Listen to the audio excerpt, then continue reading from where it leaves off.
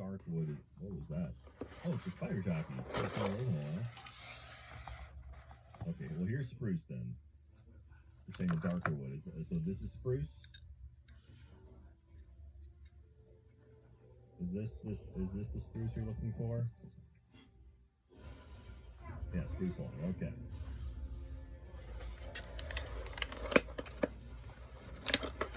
Oh, I got a level 5 height training mode. 2 height punch. Do these change like every week? Hi there. Welcome to part 2 of my Customizing Blythe series, Sculpting. In case you've not seen the first video, this is my 3rd time sculpting, so I'm not an expert yet. Here's some of what I've prepared. I've got various sandpapers, some nail file boards, some metal jewellery files, and here are the different grits of sandpaper that I have. 600 grit is very, very fine, 120 is quite rough, and 240 somewhere in between. These should be plenty. I have my tweezers, a scalpel and a toothpick, and my rotary tool and all its attachments, various different shapes and types. Here I've compiled some of my favourite Blythe mouths. I'm going to keep this open to the side to reference by various different artists, just for reference as I'm going along, so I can look at what I like and try to recreate it. I'm starting with 120 grit, and then I'll move to 240, and I'm just going to sand all over the faceplate and in as many of the crevices as possible. The time is getting, there's no way I get back there in 5 minutes. Can I get a location? I don't even think I can type. No, I can't do anything in there. Now, with safety glasses on and a slightly conical shaped bit in the drill, I start by defining the upper lip. I do this from above and below, a good bit higher than the original upper lip. Also take a little bit off of the tip of the nose as well.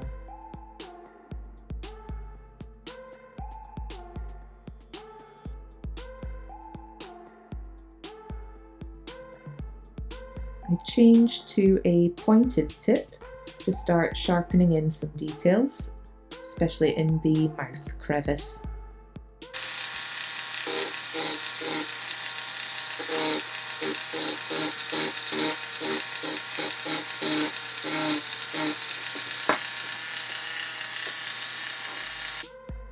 Here I'm using a cylindrical rounded tipped bit to further define the top lip. I lightly drew in some guidelines with a pencil for myself to follow. I'm just using it to push in where the edges of the lip line that I want will be. And now I'm using it to create this sort of central bulge called a tubercle, this kind of sticky out bit in the middle of your upper lip.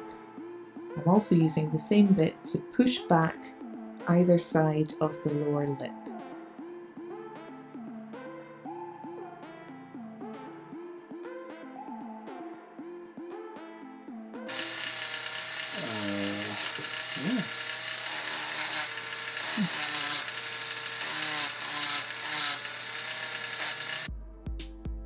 Here I'm working more on the lower lip, trying to flatten out the pointed areas, push back the underneath of either side again, trying to create a bit of the philtrum, the little dip just below your nose. Doing this either side as well, just pushing back on both the left and right of the upper lip. Now I'm just quickly sanding away the pencil lines and any rough areas, And I'm using an old toothbrush to clear the dust because I didn't want to be blowing the dust everywhere.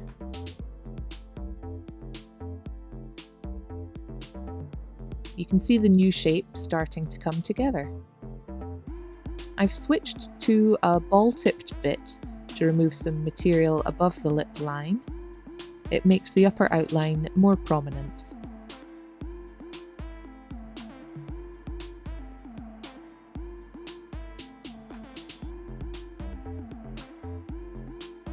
Now I'm starting to mess around with the nose. I want some more defined nostrils and the outer nostril, the sides, called the ala.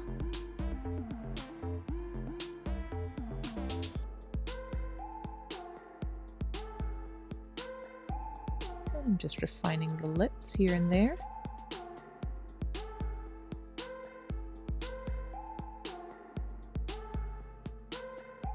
Now I've switched to a pointed bit again for some more crisp definition in the mouth edges and in the nose. You can see the details sharpening.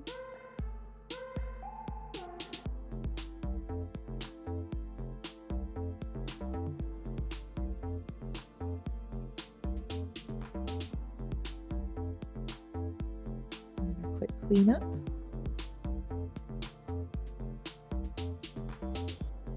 Now I've switched to a scalpel to try and scrape and deepen these crevices. I end up using the back of the tip later on to really deepen the mouth lines. Here's the progress so far. You can see the lower lip definition more easily here. Hold the faceplate over a light regularly so you can see the thin areas and make sure you don't cut too deep. When you're defining an area where two planes meet, like the outer edge of the nostrils here, be sure to turn the face around and carve at it from both surfaces, so from above and the side. I find it creates a more realistic nostril edge, more rounded.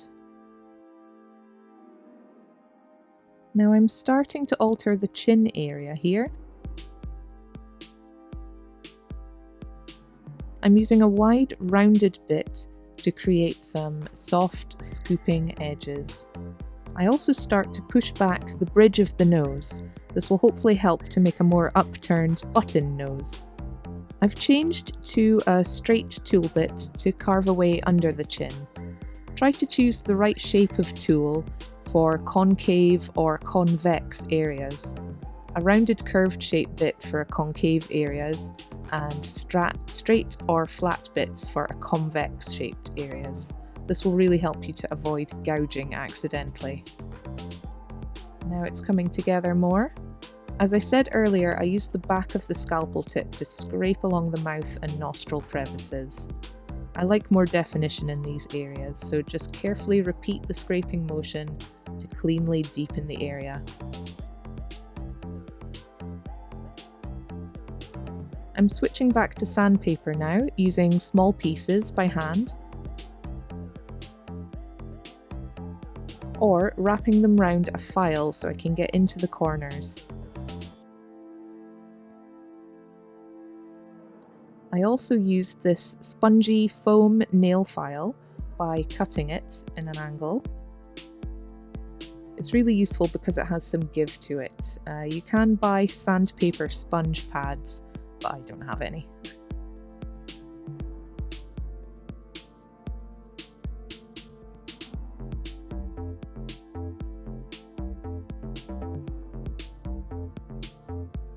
Here you can see the thinnest areas again using the light.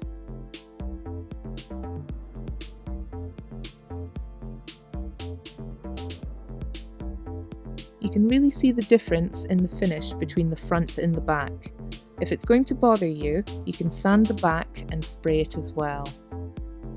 Here I'm trying to get in all the crevices and cracks of the ear. Faster than other beers. You get them and you slurp them. Man. Oh, well, I'm untimed. Jack's Oh, yawning. I think we Jack's should- yawning. Well, Jack, Trevor's I gotta typing. show- I'm talking to the chat right now. They said, I saw you in use there. your words. Yeah. If you plan to colour the eyelids, sand them as well.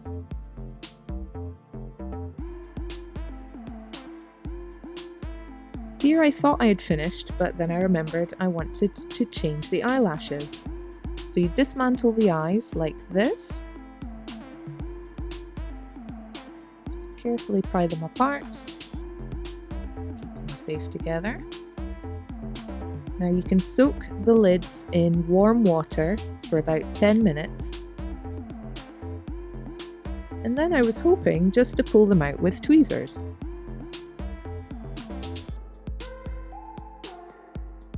But it seems like this glue was not water soluble, so I ended up having to carefully gouge out the lashes with these tweezers.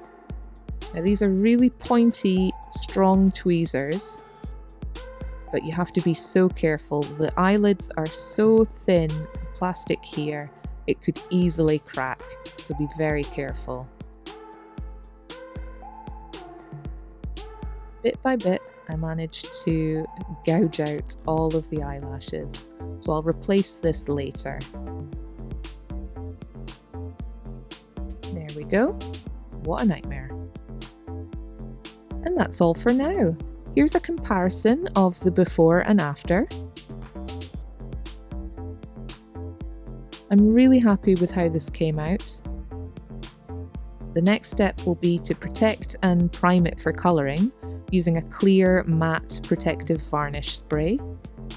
I already have a can of Humbrol brand enamel varnish, which is safe to use on plastic kits, although not for overcoating acrylic paint. So please join me next time for the colouring of the face. Thank you for your support and for watching. Take care, and I'll see you again soon. Bye!